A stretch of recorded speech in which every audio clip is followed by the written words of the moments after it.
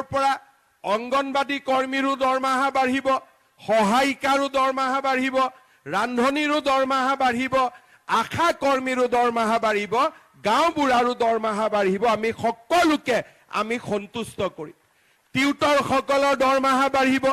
চাকৰি বিদ্যালয় যিবিলাকৰ প্ৰাদেশিকৰণৰ সমস্যা আছিল, যিমান পাৰো প্ৰাদেশিকৰণৰ সমস্যাও আমি এই বছৰতে সমাধান কৰিম। তাৰ মানে এই পঞ্চায়ত ইলেকশ্যনৰ পৰা অহা বিধানসভালৈকে আমাৰ গাড়ী ছুপাৰফাষ্ট 120 স্পীডত চলিব। যিমান কাম কৰিলো 4 বছৰত যিমান কৰিলো 1 বছৰত তাৰ সমান একে বছৰতে আমি কৰি দিম, যাতে আমাৰ কোনো সমস্যা নাথাকে।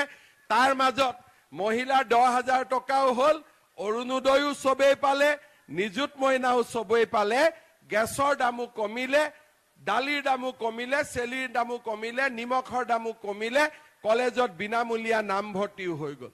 আপোনাৰ